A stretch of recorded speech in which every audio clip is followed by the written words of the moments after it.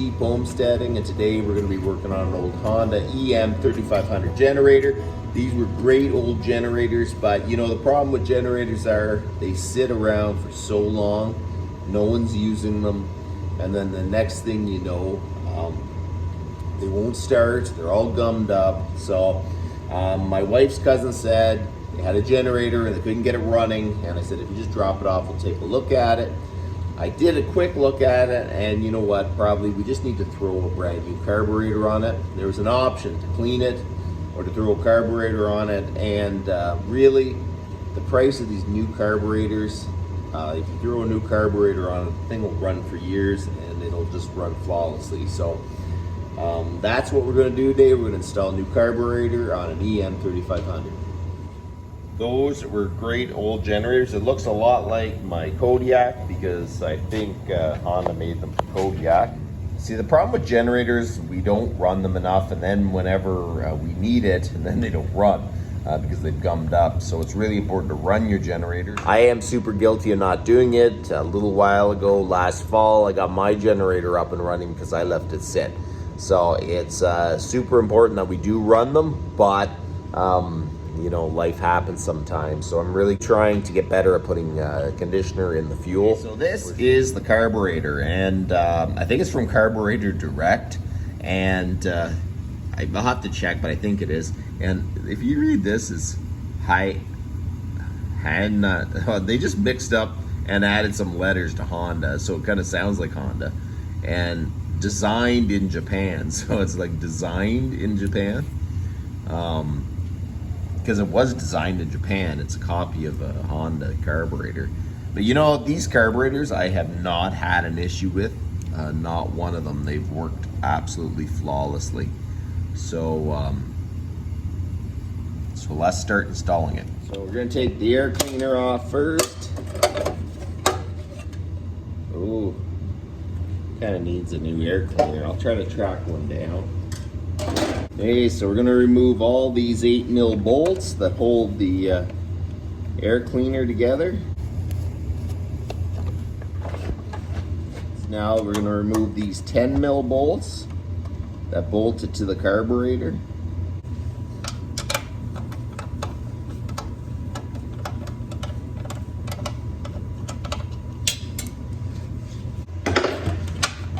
And then we just pull this off. Fuel line gets popped out of the bracket here. Your automatic choke assembly, and then you've got this little plastic lever, so you kind of pull out a bit and then lift up till it pops out. Then we fish the breather out of that bracket. You pull down and then pull it out.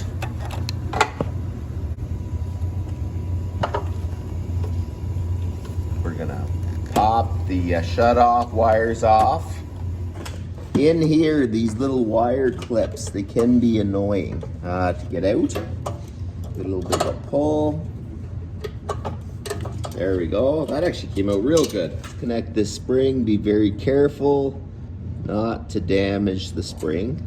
Just unhook it, and you get this. Pull up on it, it pops out. And then you just pull the whole carburetor off, and that's it.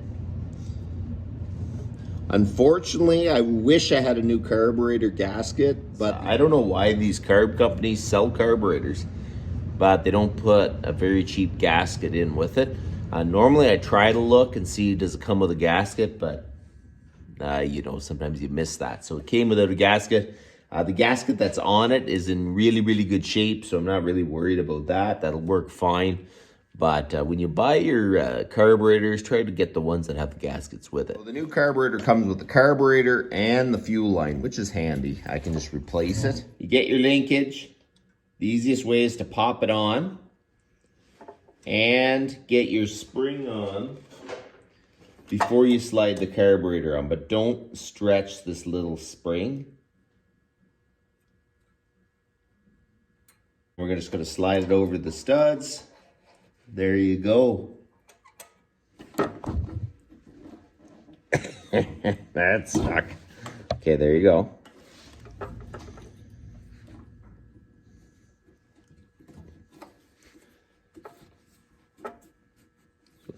there. This actually goes underneath this hose. So when this is in place, this is what it's going to look like. The lever's sticking out here, your choke is closed. In theory, this, if you put it in wrong, can be over here and it's actually jamming it open. You won't have choke and you won't be able to get it going. So we're going to throw the little clips back on the wire.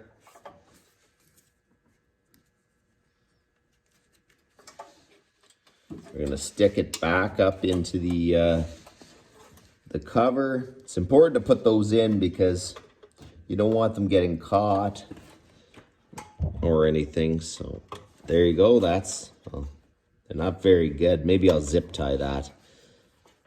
And then plug these in place. Plug this one.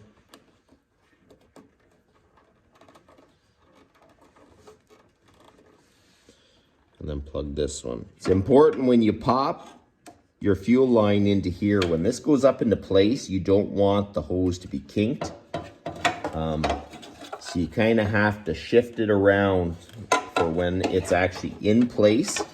It's not kinking your fuel line. See, that is super important. You don't want to kink here, and if it's down too far, it'll kink going onto the carburetor. So you kind of feel down in there. If that feels good, you're all good. 10 mil nuts back on.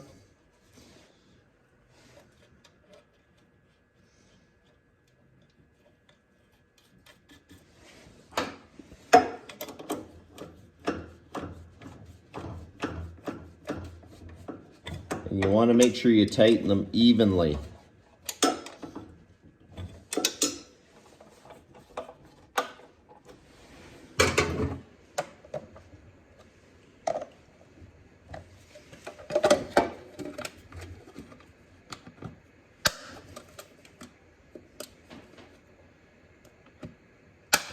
They told me they put fresh fuel in and tried it, and it looks absolutely crystal clear. Throw a little fuel in it.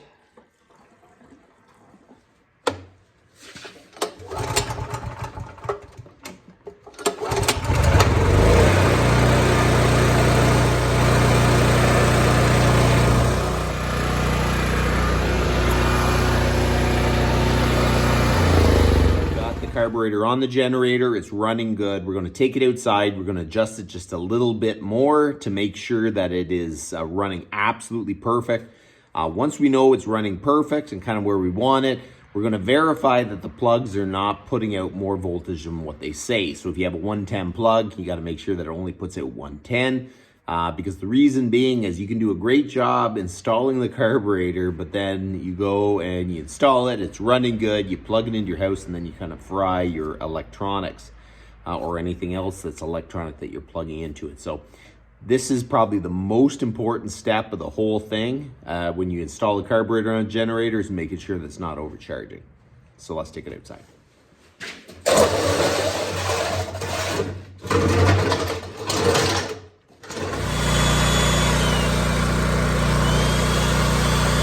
Basically, that's 110. Every generator pretty much has a voltmeter on the front of it.